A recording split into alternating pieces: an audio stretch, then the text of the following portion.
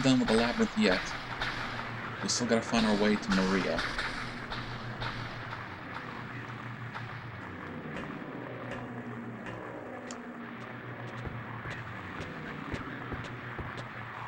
Oh, hi there. Ow.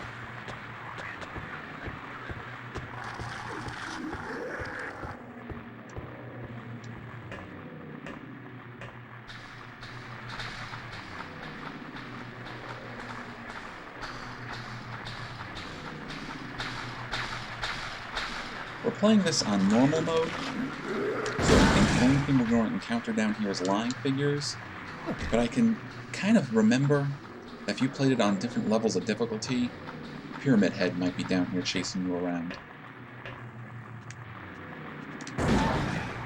Oh, that wasn't enough, huh? You want some more? Some more of the glowing? Most people can't do this glowing.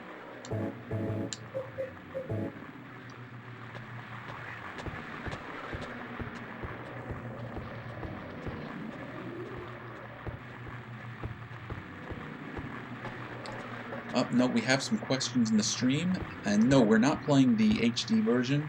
This is the Restless Dreams version on the original Xbox.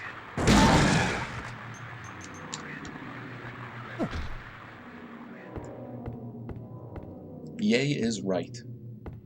I have nothing good to say about the HD collection, so we will try to focus on the good things about this game.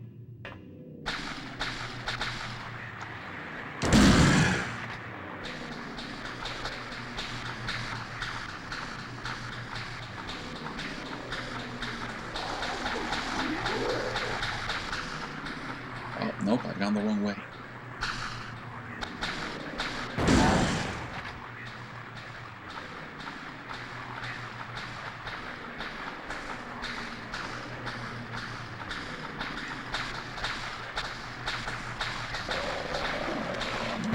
Can't believe you missed.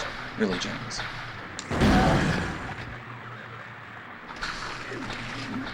Harry was a better shot than you. On top of that, Harry could run further.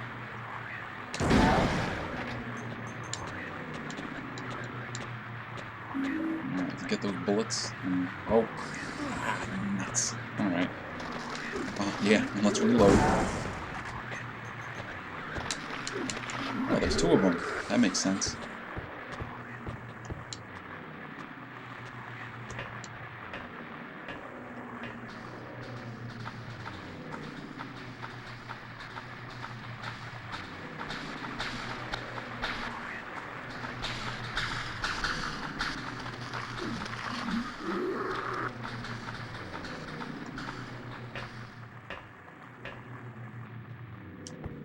Well, what do we found here? We'll take more ammunition. How are we doing on health?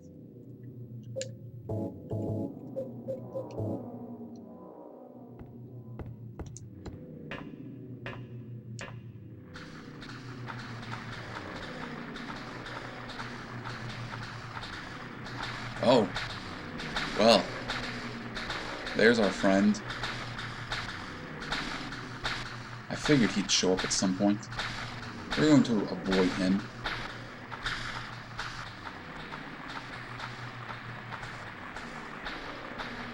Well, we would avoid him if I wasn't going around in circles.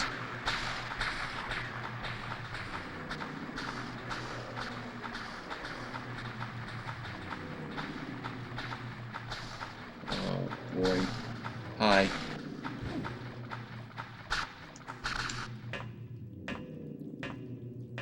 Ah, now we're getting somewhere. There's a newspaper on the ground. It's stained with something that looks like blood and is partially getting all tongue-tied. Partially illegible. Of a man later identified as Thomas Lumberjack, 839, was discovered on the line. Probable cause was multiple stab wounds to the front of the neck and the left side of the torso by a sharp-edged weapon. The estimate of death was somewhere between 11 p.m. and 3:30 midnight and 12:30 midnight. Due to signs of struggle in the room and the lack of a murder weapon, police are considering this a homicide and have opened a murder investigation. Furthermore, given the fact that the cash in the room was untouched and and a history of drunkenness and violence, the police that it was not a robbery, a crime of possession. Well, we have a sharp-bladed instrument covered in blood, don't we? I don't know. Alright, now we are going to save because it's boss fight time.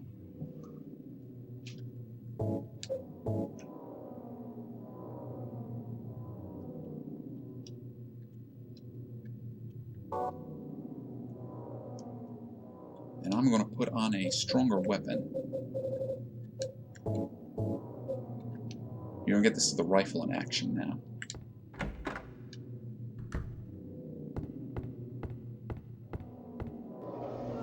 Daddy, please don't. Oh, it sounds like Angela.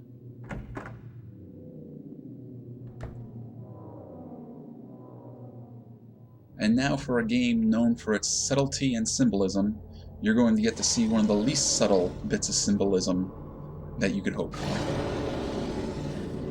I don't mean that thing, though that thing isn't exactly pleasant either. That's a kind of sort of boss monster. This one is called Abstract Daddy. Although me and my buddies always thought it looked more like a person on a gurney, so we were calling them Gurney Men. Is that enough to put you down? Not yet.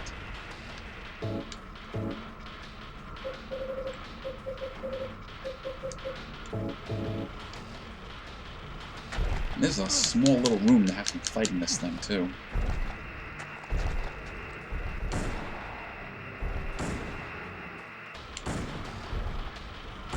And we put 8 rifle rounds in this thing, and it's still not dead.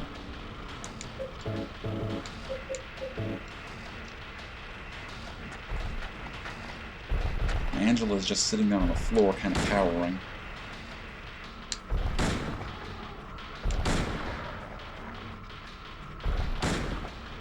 Are you done? Are you finally dead? Good riddance. Horrible beast.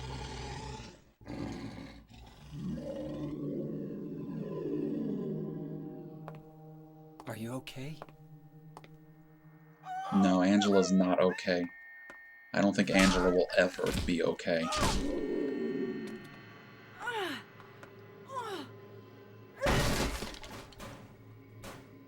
But she has the right idea. Stomp it until it stops moving and smash it with a TV. Angela, relax. Don't order me around. I'm not trying to order you. So what do you want then? Oh, I see. You're trying to be nice to me, right? I know what you're up to. It's always the same. You're only after one thing. No, that's not true at all. You don't have to lie. Go ahead and say it. Or you could just force me. Beat me up like he always did. You only care about yourself anyway. You disgusting pig.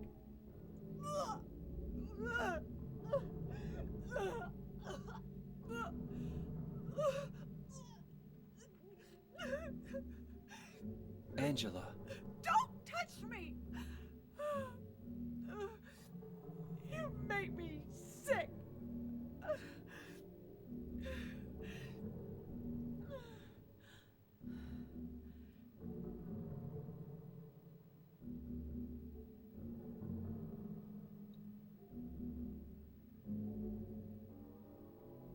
You said your wife Mary was dead, right? Yes. She was ill. Liar! I know about you. You didn't want her around anymore. You probably found someone else.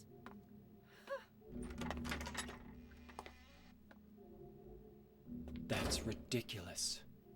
I never. There are some people that think, just from that one bit of dialogue that James has, that he was cheating on his wife. Now, I I don't buy that one either. I don't think that's the case. From what James is going through and what he's trying to accomplish just to see a person that he thinks is dead, I do not have the impression that he was cheating on his wife at any point. On top of that, I don't think there's really any other evidence to suggest that to be the case. I just think it's one of those things that people kind of got into their head. But we're doing okay on health. And we're going to switch back to the shotgun. And I figure, it's not really giving anything away, but that article that we just read about the man who was murdered, Thomas Orso or something like that, that was Angela's father. And I don't think it's any stretch to tell you at this point that, yeah, he was sexually and physically abusing her. And eventually she couldn't take it anymore and stabbed him to death. And now she's on the run. And she's found her way Silent Hill here with the rest of us. Oh, now here comes a very cool puzzle. His face is covered with a piece of paper. There's something written on it. This man was hung for the crime of murder. Justice and revenge have been served. Alright, so that guy was the murderer. This man was hung for the crime of counterfeiting. Justice and revenge have been served. Alright, murderer, counterfeiter. This man was hung for the crime of swindling. Justice and revenge have been served. Okay, he's a swindler. This man was hung for the crime of kidnapping. Justice and revenge have been served. This man was hung for the crime of thievery. Justice and revenge have been served. This man was hung for the crime of arson. Justice and revenge have been served. So each one of these men hanging here have been hung for a different crime. We got to remember which crimes who committed.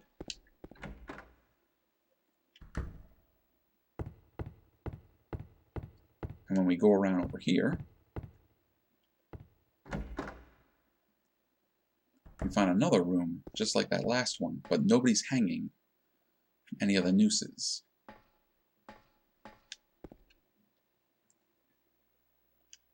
Dead men, swinging in the tree. How many dead men do you see? Tongue turned blue and face gone gray. Watch them as they twist and sway. The first one killed the butcher man, then cooked him in the frying pan, served him to his hungry guests, and gave them seconds on request. The next one with his smile and sweets stole poor children off the streets. To men who dressed unsavory, he sold them into slavery. Breaking into a home at night, the thief had a nasty fright, filled his foolish head with ale, woke in the morn in the county jail. The artist with his daunting skill tried his hand at painting bills, but caught in the rain he was undone, when the ink he'd used start to run. With promises of great return, taking gold he did not earn, bundled it up out of sight, quietly slipped off into the night. 3 houses into ashes burned, the sheriff with no place to turn, did spy a stranger to his town, locked him up and beat him down. Dead men, swinging in a tree, how many dead men do you see? 6 feet long and 6 feet wide, round their necks the noose be tied. And if we read this other little note, only the sinless one can help you here. Mistakenly pull on a criminal's rope, and your reward will be returned to you in a shape most wondrously strange. So from that poem, we have to figure out who was the innocent man. And from going through it, they talked about the houses that burnt down. Well, the sheriff couldn't find anyone to blame, so he found a stranger and beat him for it. So we want to pull the rope of the arsonist, which I think is this one over here in the corner. It might be the arsonist or it might have been the kidnapper. Let's go back to that first room and look. If we pull the right rope, well, we're fine. we pull the wrong rope, we're going to get jumped by about a dozen, well, maybe not a dozen, maybe something like 6 different lying figures. Alright, who are you? Alright, you're the swindler? You're the kidnapper. Which one of you was the arsonist? Counterfeiting. Thievery. Wow, I was nowhere near close. Arson. Okay, there's the arsonist. Closest to the door.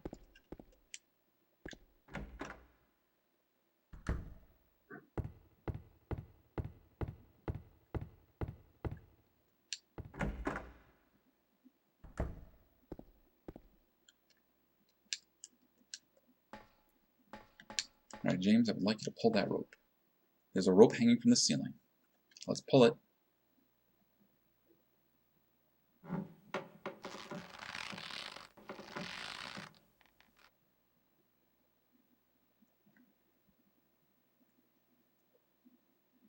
And now we go back to the room with all the hanging men. And what is our reward for that? Well, the hanging man is gone, and in his place is the key of the persecuted. Anything else? The paper that was covering the corpse's face is lying here.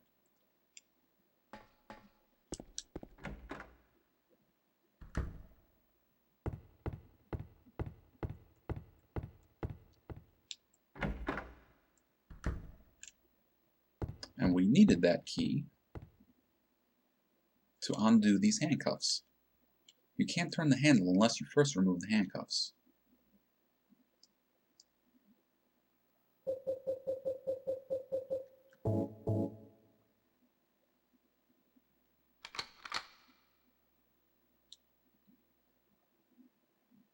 Alright. Now the gate is up and out of our way, and yay, we get to go back down into the labyrinth. We still haven't found Maria. We're still looking for her.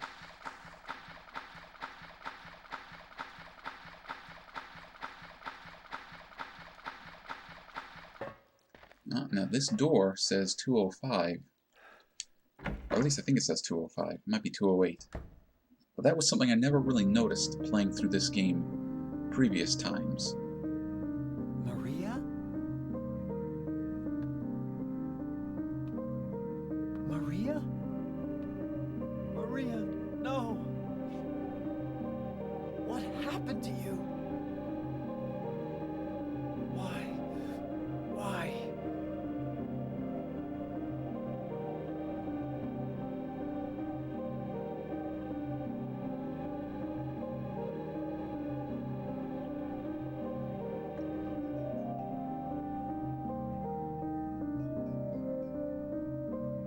Yeah, it doesn't look like the poor thing made it.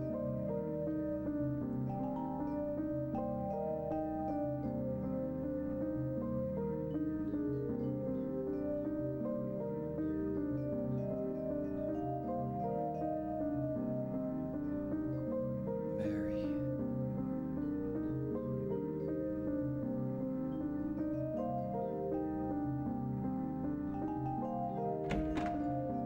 It's kind of hard to tell what happened to her, but her face looks really badly bruised, and that bed is soaked with blood. Now, I mentioned that this room is either 205 or 208. I'm thinking it's 208. And it kind of looked like one of the hospital rooms back when we were in the hospital.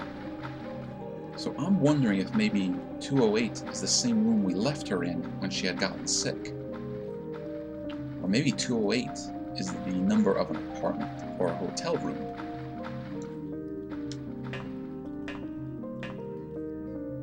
Alright, let's grab that.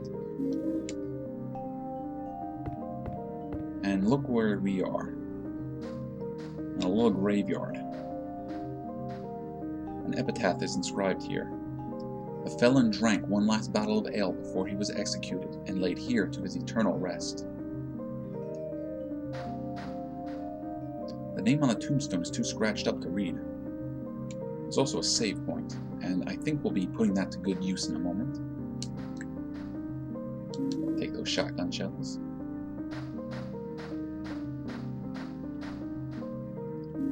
more shotgun shells. Can we read this one? Nope, too scratched up.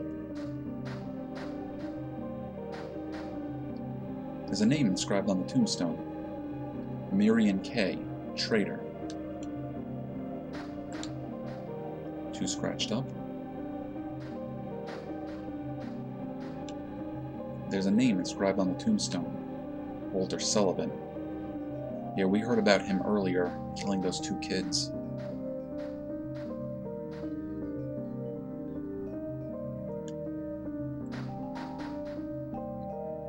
We'll take that, please.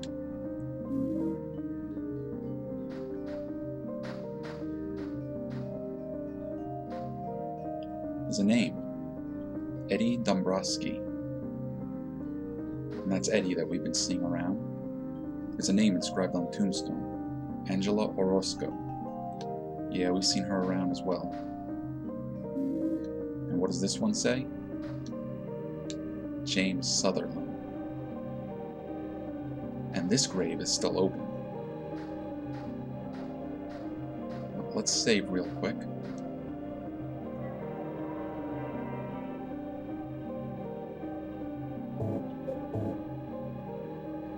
And this is another one of those important times to save.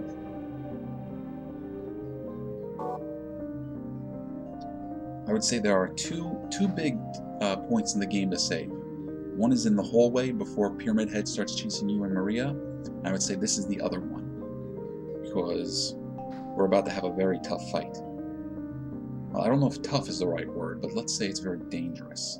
Yeah, and James had to jump down another pit. And now he's going down another long hallway. And looks like there's mist starting to fill up this hallway.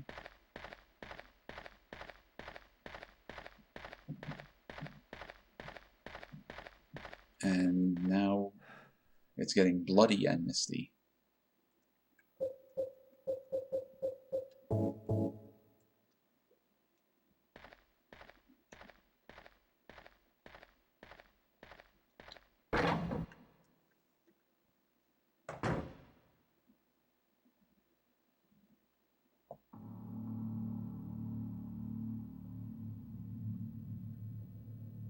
And there's Eddie again. Eddie? What are you doing? What does it look like? He always busted my balls. You fat, disgusting piece of shit. You make me sick. Fat ass, you're nothing but a waste of skin. You're so ugly, even your mama don't love you. Well, maybe he was right.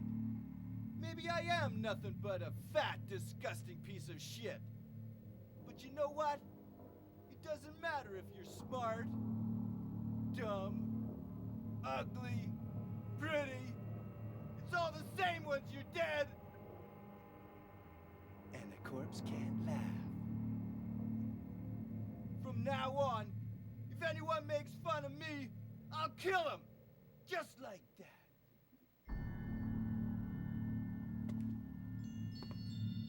Eddie, have you gone nuts? That may have been the wrong thing to say, James. You too. You're just like him, James.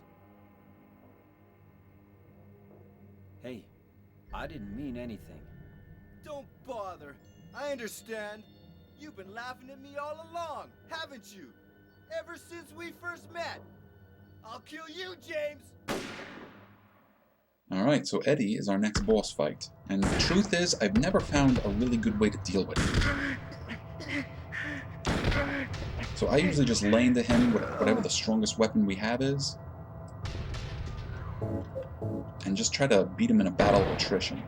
Because he's using a gun on me too. Alright, he's running off.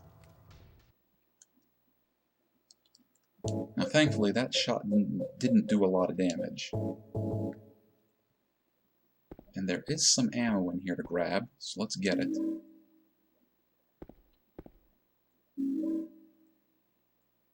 And all these dead bodies, yeah, they're probably Eddie's handiwork.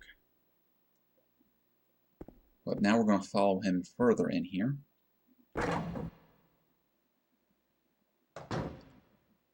and we end up in a meat locker. Do you know what it does to you, James? When you're hated, picked on, spit on, just because of the way you look, after you've been laughed at your whole friggin' life. That's why I ran away after I killed the dog. Ran away like a scared little girl. Yeah, I killed that dog. It was fun. It tried to chew its own guts out. Finally died all curled up in a ball. Then he came after me. I shot him too, right in the leg. He cried more than the dog.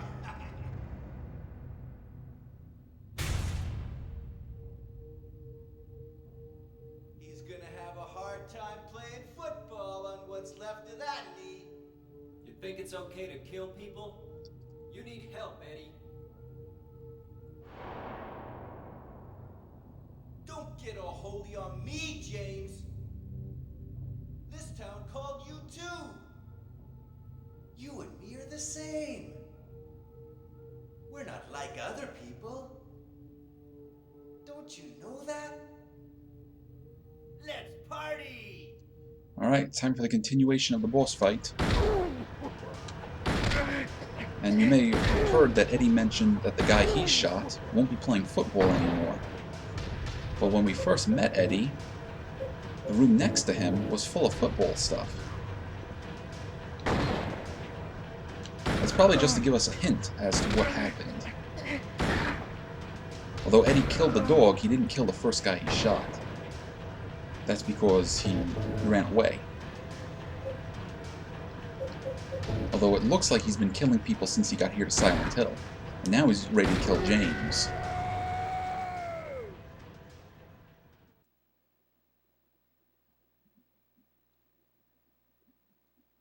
Eddie? Eddie? I killed a human being. A human being. Someone in the stream is asking if Eddie killed the little girl. Well, the last we saw of the little girl was she was wandering away from the hospital. So, she's probably out there somewhere still fine. But Eddie is, Mary. Eddie has met his end. Did you really die 3 years ago?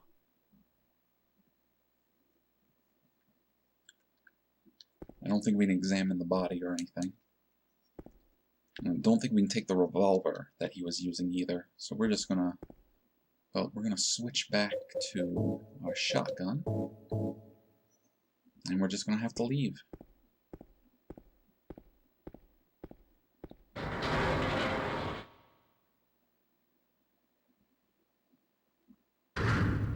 Alright, and where are we now? Well, let's take a look at our map. We are on the boat launch behind the Historical Society.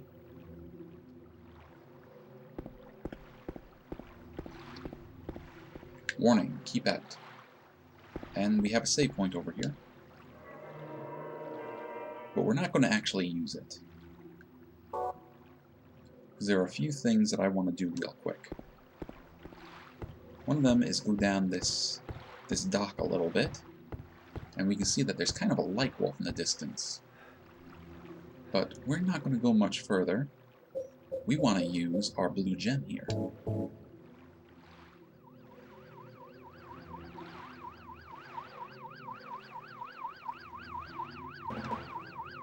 Oh, more of those strange shapes in the sky.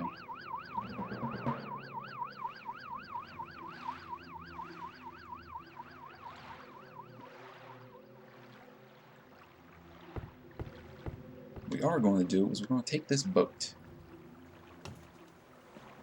And we're going to take this boat and we're going to row to the other side of the lake. The other side of the lake is where the Lakeville Hotel is, that we've been trying to get to since we first found Maria in the Rosewater Park.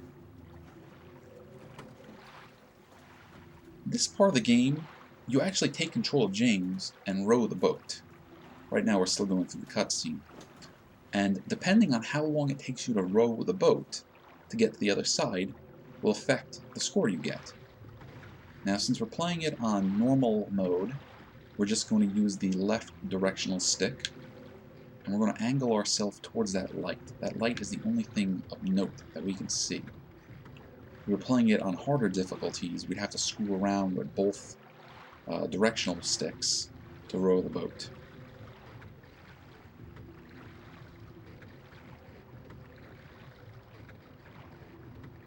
If we took our time and rowed around for a while, we can actually find this little island out in the middle of the lake. We can't get out of the boat and check it out, but it is there, so it's interesting to at least note. Now James is probably so determined that nothing's bothering him, but I can only imagine just how nerve-wracking it must be rowing through this deep, dense fog over this lake that had all this awful stuff happen through it. Come on, buddy. Turn back towards the light.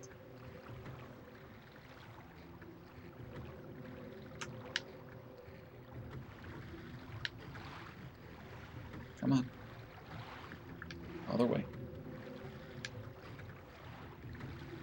Come on, James.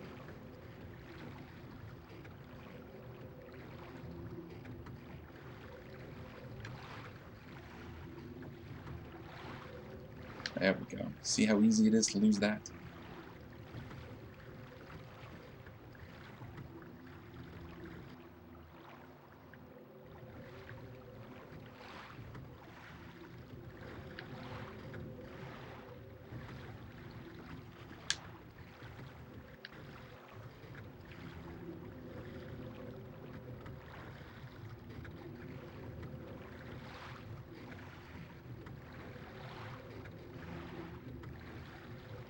But we're getting close.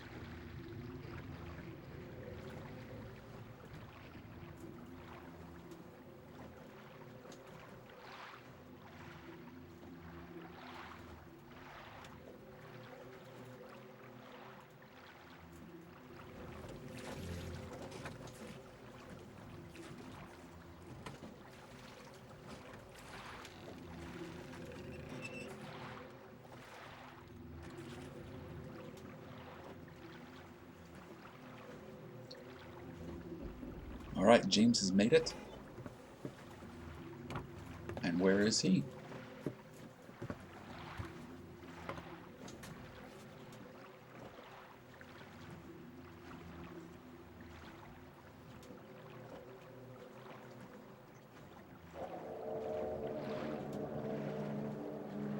Right outside the Lakeview Hotel. This place hasn't changed at all in 3 years.